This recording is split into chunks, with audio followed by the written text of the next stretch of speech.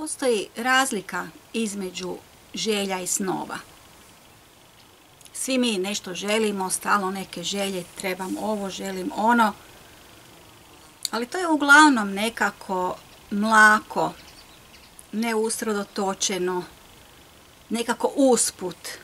Zaželimo pa onda zaboravimo na to, već je sljedeći trenutak tu, nešto nas odvuče pažnju, radimo ovo, radimo ono, a želju negdje zapostavimo ili možda čak ona i čuči u našoj podsvijesti, ne da nam mira i od tuda ta nekakva uznemirenost i nekako meni se čini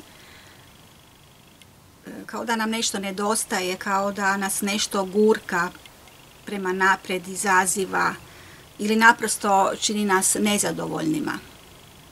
Tako bar ja to osjećam kada nekako zanemarim svoje ono iskonsko u sebi, onaj, mogu reći, i svoje psihičko stanje i svoje mentalno stanje. Kada kažem, ma sve je to uzalud, sve je to bez veze, život prolazi, starost je već tu, onda to je onda ona najgora varijanta kad se prepuštamo na jedan negativan način. To nije ono prepuštanje na pozitivan način kada prestanemo lupati glavom o zid, kada se naprosto pustimo toku života, jer život najčešće najbolje zna što je dobro za nas. Makar se to nama ne čini da je to dobro za nas, ali uvijek nekako iz tih svih situacija koje proživljavamo dolazi nešto na svoje mjesto. Možda ste i vi primijetili kod sebe da više niste ista osoba kao prije. Možda vam se čini da ste došli na nekakvo dno, u tu kaljužu, u taj mrak, da se ne možete iščupati. Možete, to nije istina da ne možete, možete, ali trebate pomoć i trebate nekako se i trgnuti, jer svi smo mi odgovorni za svoj život i ne može nitko umjesto nas niti reći što je za nas dobro, niti umjesto nas napraviti naše životne zadaće, niti umjesto nas rasti u jednu bolju verziju, u jednu, ne kažem da sad nismo dobri, mi smo sad na ovom stupnju na kojem jesmo sasvim usklađeni s tim nivom na kojem jesmo, ali događa se jedna evolucija, ne toliko fizički, nego evolucija svijesti, možda ste već i pratili to, gdje ljudi postaju sve više osvješteniji. Ali da se vratimo na ovo između želja i snova, volim o tome pričati jer sam u svom životu se osvjedočila i mogu reći, evo stvarno bez puno one nekakve pompe ili samo sebe uzdizanja, da sam graditelj snova.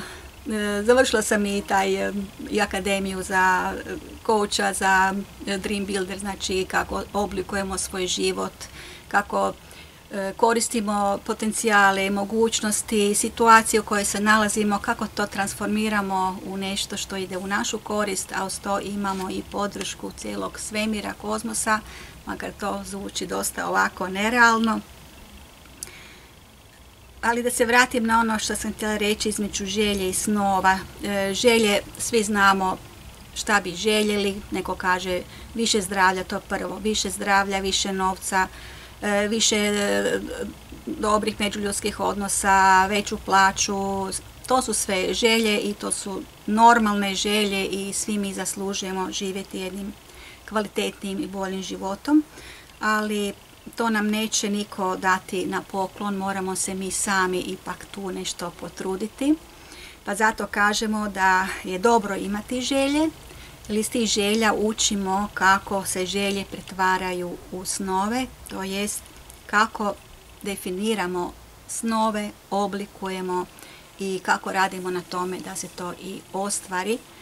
A ostvarenje je nešto nevjerojatno jer svi gledamo tamo neki cilj kad ćemo doći do tamo, a onda vidimo kad doista radimo po toj određenoj tehnologiji razmišljanja, postupanja, vidimo da snovi hrle prema nama.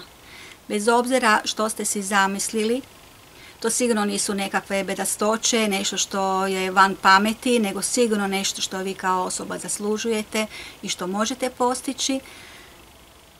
I svi mi ne tražimo mnogo, ali zanimljivo je kada krenete razvijati tu svoju maštu i kad točno definirate što vam je važno u životu, koje vrijednosti želite i sačuvati ili iznjegovati u sebi i dalje ih se držati, vrijednosti života, što vam je najvažnije, to vi najbolje znate.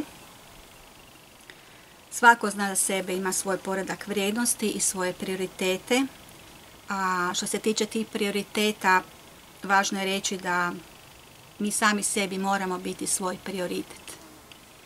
Dakle, to nije ništa povezano sa sebičnošću, niti možemo reći čak je povezano sa jednom vrstom samoodržanja, samoočuvanja, zaštite svoga života, spašavanja svoga života, ali kad to govorimo na tom nivou, na toj vibraciji, onda je to ona održivost za goli život, taj način preživljavanja. Dakle, nismo mi ovdje stvoreni samo da preživljavamo.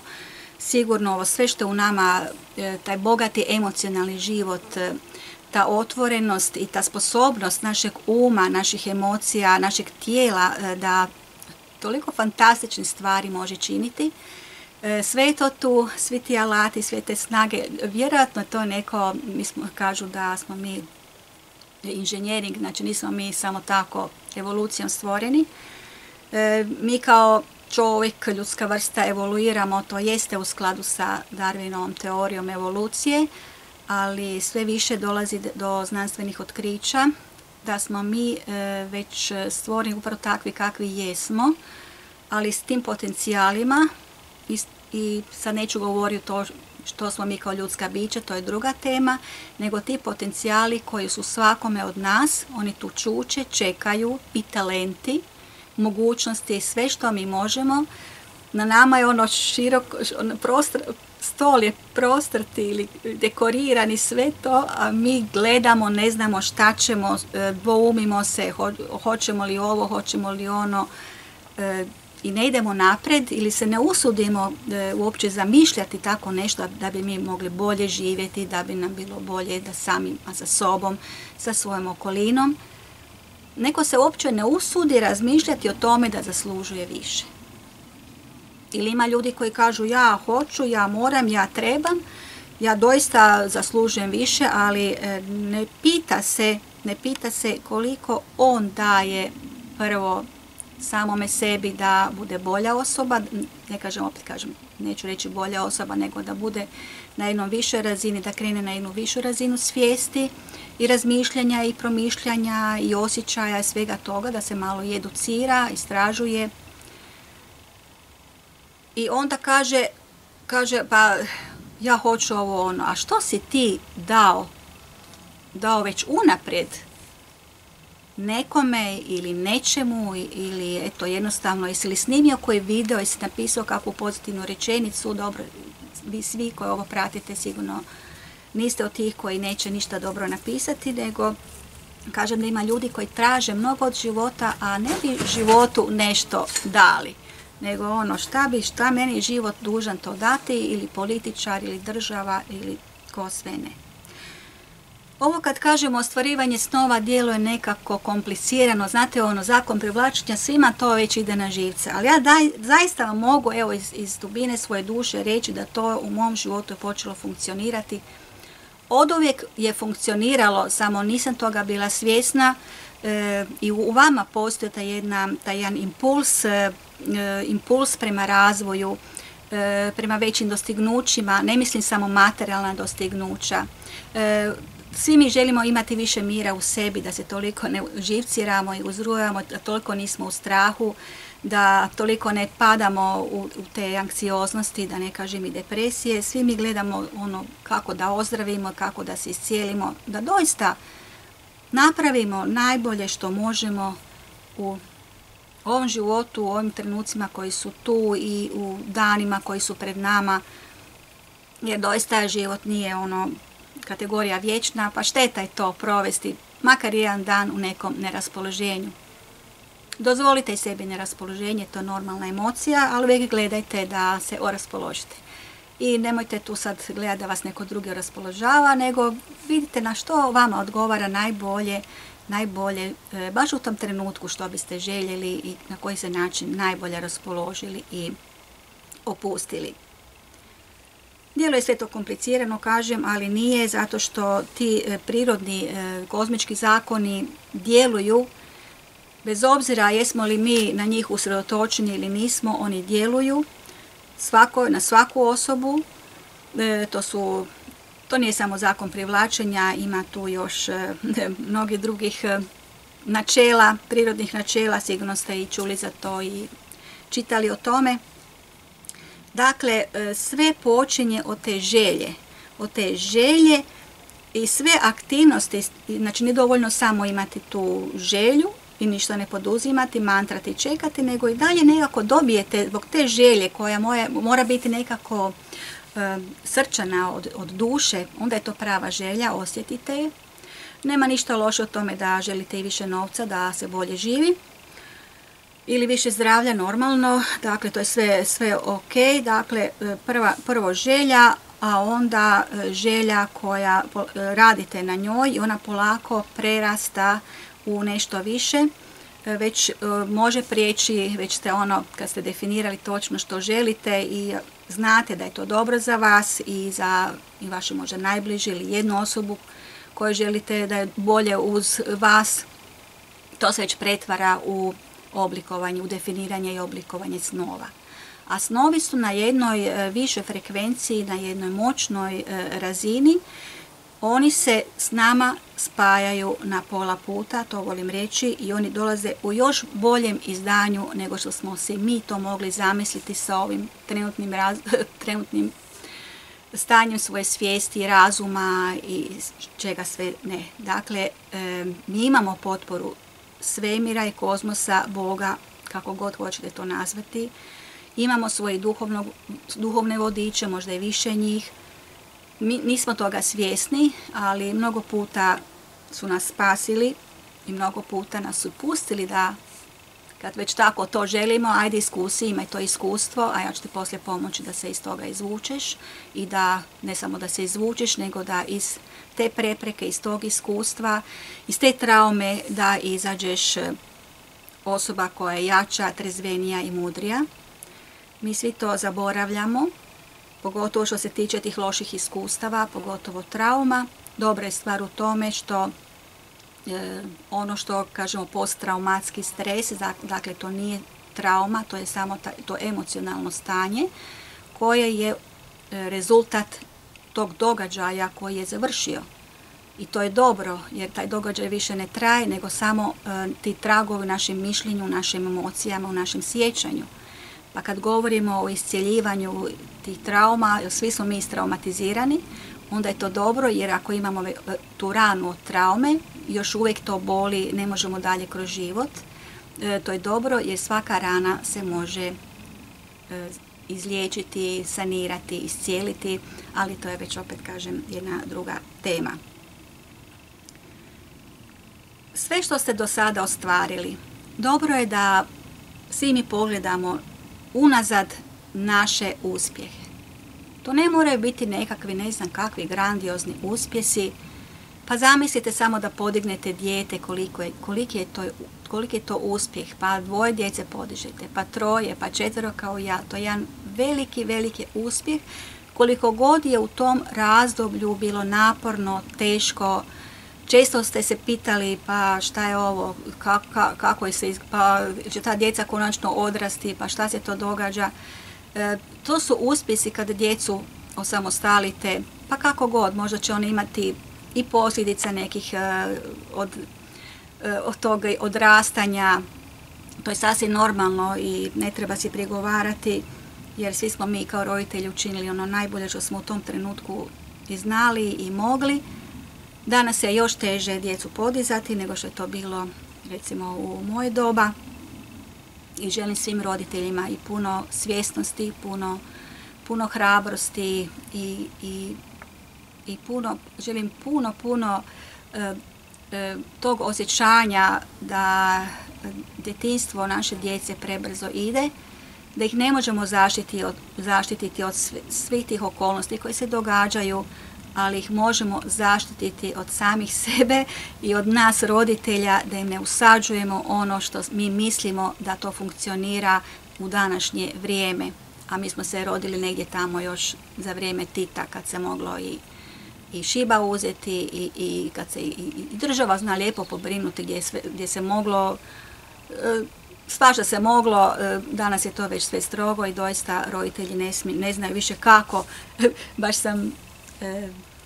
sam čula jednog roditelja usput, dijete plače ko ludo, na tek možda par mjeseci, kaže taj tata, sad bi ja trebao misliti o njegovim emocijama. Ali vidim da je uzeo dijete ovako u naramak i ode s njim prema plaži. I dijete se lijepo umirilo.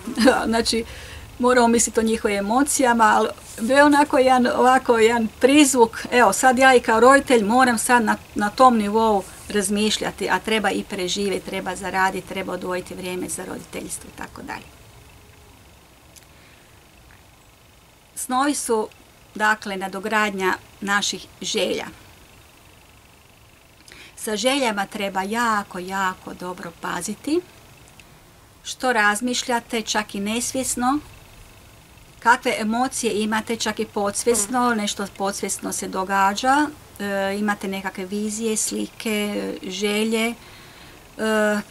Jako treba paziti na to, koja vrsta želja, čemu služi, ili želite da završite s ovim životom što prije, i to može biti jedna čak podsvjesna želja, znači padate u depresiju, depresija je nedostatak želje za životom, ali nemate hrabrosti da s time prekinete, nego se koprcate u tom mulju. I onda se događa da ljudi ostvaruju svoje samoproročanstvo. Vidite koliko ima tih pjesama sa tim nekim tekstom, kao ja sam neispisana knjiga. To pjeva jedan mlad čovjek, je pjevao, Makedonac. Zaboravila sam kako se zove. Nevjerojatno kako ljudi zaborave osobe. On je pjevao, ima ona njegova pjesma ja sam neispisana knjiga. Kao on je već, kao da i pogledajte neke druge pjesme, oni govore pogotovo tata vozi polako, Bož sačuvaj. Ili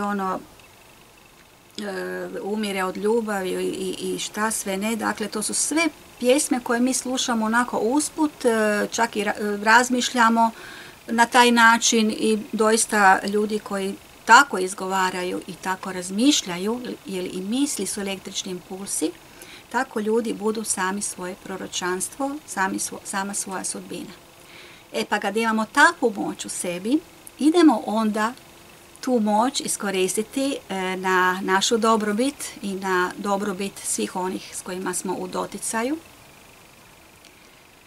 Iskoristimo svoje moći koje su nam dane, iskoristimo svoje talente i uvijek se pitajte što mogu učiniti danas ili taj jedan koračić prema naprijed, koračić prema ostvarenju snova, tih želja, tih istinskih, dubinskih želja koje imaju svoju tu životnu notu, neću reći težinu, nego tu životnost.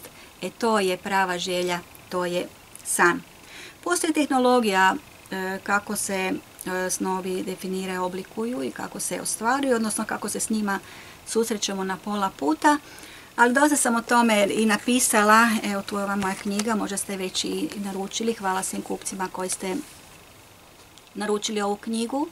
Ako još niste se javili, svi moji kupci, čitatelji dragi, bilo koje od knjiga koje sam napisala, imaju mnogo besplatnog na dar, dobivaju materijala, audio i video materijale.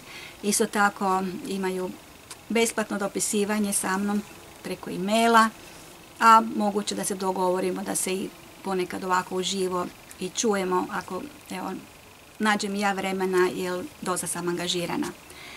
Ova knjiga je bila moja domaća zadaća kada sam polagala licencu kod Snježane Ristić. licencu za kouča za ostvarenje snova.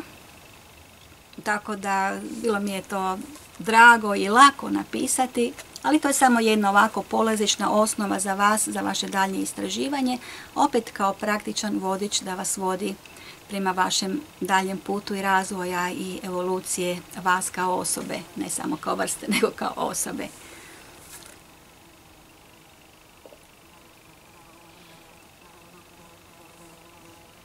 A sada bih vam pročitala nešto iz ove knjige. Evo baš otvorit ću bez traženja. Naslov jeste Emocije kao pokretačka snaga. Baš je to u skladu s temom kojom pričamo, koliko je danas važno da imamo taj nekakav podstrek, taj poticaj, tu energiju koja nas bude podizala i vodila dalje. Sami ne možemo sve, gledajte na sve moguće načine da si pomognete, bilo čitanjem, bilo gledanjem pametnih videa, pametnih podcasta na YouTube-u. Uvijek pratite na društvenim mrežama što je korisno i pametno, pa će vam algoritam uvijek davati pametne i korisne stvari, a ne gluposti. Tako da gledajte čime se hranite, ne samo ono tjelesno hranu što kuhamo si i jedemo, nego kakvim mislima se hranimo, kakve riječi slušamo sa strane, kakve pjesme, kakvu glazbu, sve to jako bitno na naše emocionalno stanje i stanje naše životne energije.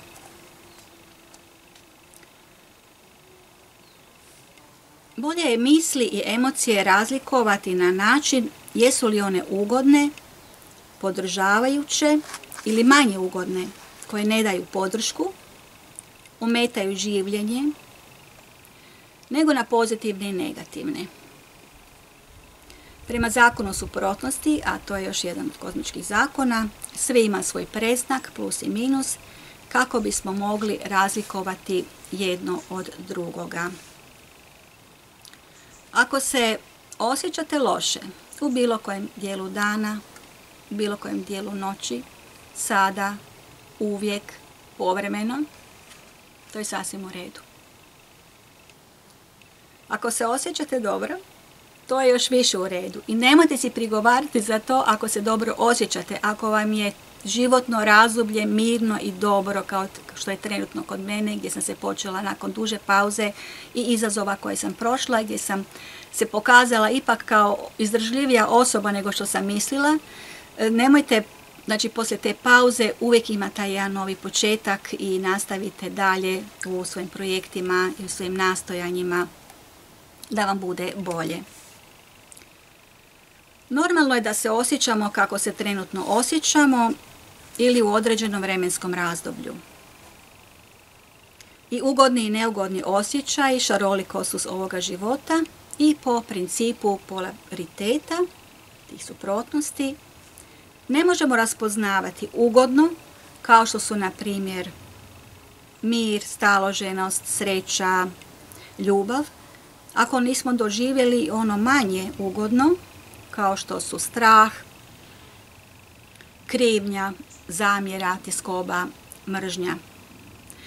To je isto kada isprobavamo laktom vodu u kadici, kada bi okupali svoju bebu. I kako ćemo znati koliko je voda primjereno topla za naše dijete? Pa jednostavno uronimo lakat u tu vodu da bismo podesili tu temperaturu. Ako je prevruća voda, sigurno da ćemo doliti malo i hladne. Znači, vruća voda je sasvim u redu i ona je potrebna u ovom svijetu, a isto tako a ne smije biti prevruća za neke određene aktivnosti i sve ono što u životu radimo.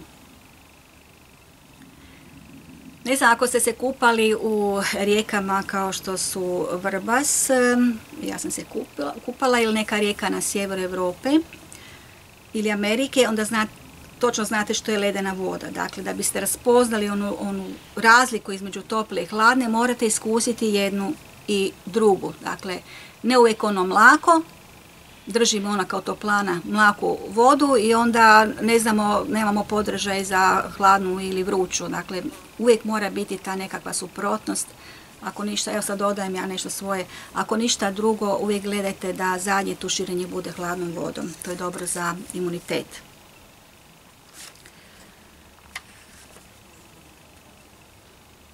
Emocije koje ne volimo urođene su, kao i potreba za ugodom. Emocija gađanja, na primjer. Ta je emocija važna jer nas čuva da ne konzumiramo pokvarenu hranu i time narušimo zdravlje. Emocija straha važna je za očuvanje našega života, da ne ulazimo u neke rizične situacije i opasne po život.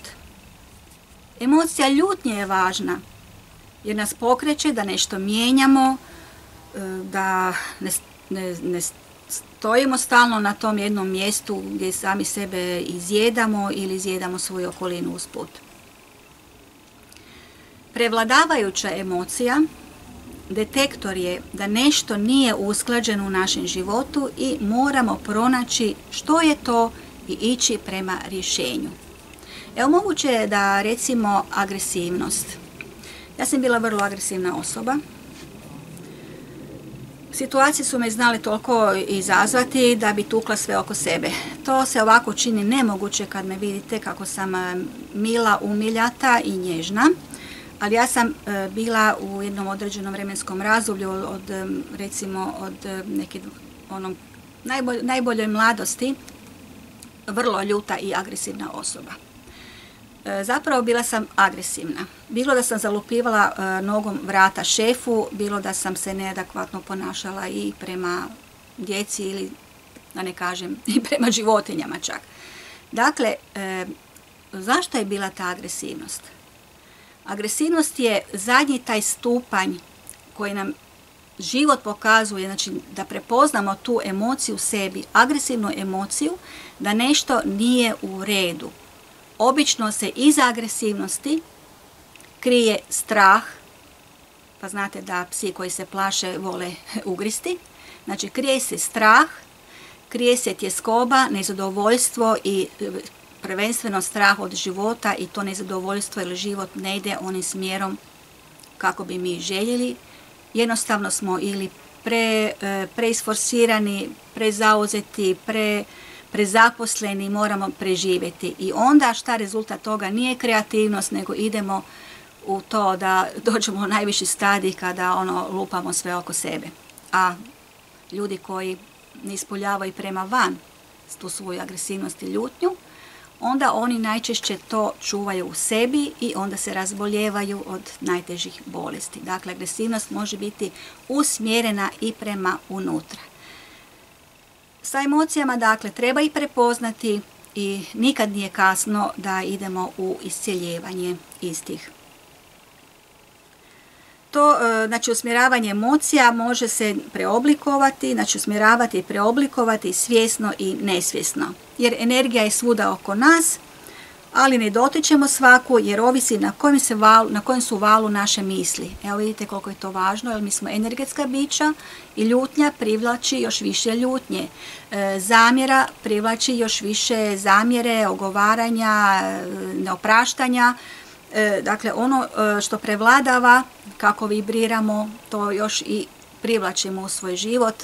Dakle, kad o svemu nešto razmišljate, uvijek neka to ne bude uz neku zadršku, uz neku i čak samo optuživanje, samo okrivljavanje, jer i to je jedna teška emocija kada se okrivljujete za nešto. Dakle, ima tu još dosta toga što bi mogli govoriti i učiti o tome, ali evo to su samo ovako počeci da vas malo podsjetim da možete upravljati svojim emocijama, možete kontrolirati, ne kažem upravljati pa ćete reći sad sam sretan. Nećete biti sad ste sretni, nego trebate raditi neke aktivnosti, razmišljati, kreirati nešto što će vas polako dovoditi u stanje harmonije, a kad smo u harmoniji onda je to i sreća, jer sreća nije ona je euforija i sve trenutno što se događa.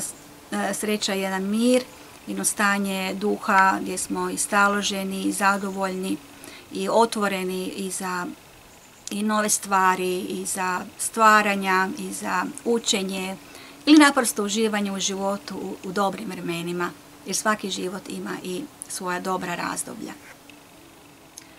Mnogo ljudi pati zbog emocija, ubijaju se radeći kako ne bi mislili, ili misao svjesno ili nesvjesno stavljaju pod tepih, što kažemo, zatomljujući je, ili jednostavno kažemo da ćemo o tome razmišljati kasnije, ali se nikad za to kasnije ne odlučimo.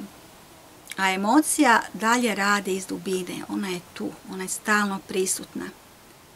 Ili pribjegavamo snu, ako tko može to u današnje vrijeme, isključite se iz stvarnosti, srušiti se u krevet, ili uz tablete, bježati u san, ili kada je čovjek depresivan, jedan od mehanizama obrane jeste spavanje, prekomjerno spavanje. Znači, želimo izaći iz stvarnosti, ali se pitamo koje stvarnosti? Pa stvarnosti koju živimo u našem umu, i to je stvarnost u našem umu. A ono što u našem umu, to se prikazuje, stvara i prema vani.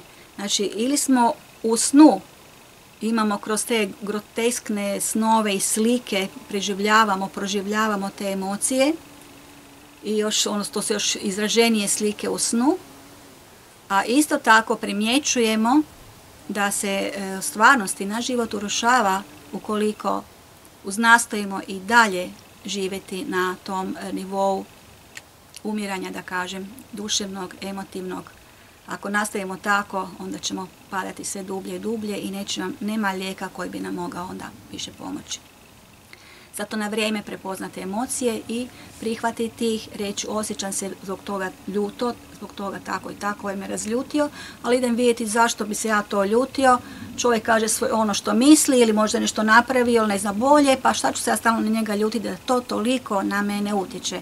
I onda polako to isjeljujete, opraštate mu, gledate tog čovjeka koji je, ko zna kakve on ima probleme pa se tako ponaša, ko zna kako je u okolini odrastao. Svi smo mi nekako odrastali u nekim okolinama i školovanje baš nije bilo da nas potiče na osobni razvoj baš posebno. Tako da je to sve dosta ovako složeno i treba, uvijek kažete ovako, a tko zna što se sve u životu tog čovjeka događa pa se on tako ponaša, tako mi je rekao, tako me pogledao. Dakle, uvijek gledajte na taj način i onda će vam biti lakše oprostiti. Ali ne kažemo da onda trebamo baš dozvoliti nas gaze, samo treba izreći svoj stav, izreći svoje mišljenje, reći osjećam se tako i tako, što se ti tako ponašaš, mislim da nije u redu, idemo vidjeti kako da razgovaramo o jednoj suradnji, jednoj kooperaciji, što se kaže. Često izbjegavamo suočenje s neriješenim ili neosviještenim emocijama, pa se dogodi da nam stalno nešto nedostaje, uznemireni smo, osjećamo kao da smo dužni nekome nešto, kao da netko nešto od nas traži, a mnogo ljudi plaše se onoga suda pred Božjim nogama. Jako je opasno po zdravlje ne rješavati ono što nas podsvjesno ili svjesno muči i nemojte odgađati razgovor sa svojim mislima. Kada budete kroz daljnja učenja stjecali nova saznanja o svjesnosti, naučit ćete tehniku promatrača, a to znači uzdići se iznad svojih misli i emocija, ne osuđivati ih, ne pokušavati mijenjati, one su tu kakve jesu, ne treba ih nasilno tjerati, već ih treba prihvatiti, ali na način da vaše misli i emocije više neće tako neobuzdano utjecati na vaše duševno stanje. I sada ovdje imamo dalje tehnike kako dogovoriti sastanak s mislima i kako biti u ulozi promatrača i iskoristiti misli da one se pretvore u jedan kreativan niz koji će nam dati neke nove ideje, koji će nam dati usmjerenje prema našem boljem, kvalitetnijem životu ili naprosto onom duševnom miru kojega svi želimo. Evo, drago mi je da ste bili u ovom videu sa mnom. U slučaju da želite naručiti ovu knjigu, posjetite moju Facebook profil, tamo imate sve podatke. Knjigu je štampao Redak iz Splita, to je knjiga koju dobijete po narudžbi, to je web knjižara, a svi koji naruče, nek mi se slobodno jave jer će dobiti dodatne materijale i daljnju podršku ako to žele. Lijepo vas pozdravljam i želim vam svako dobro.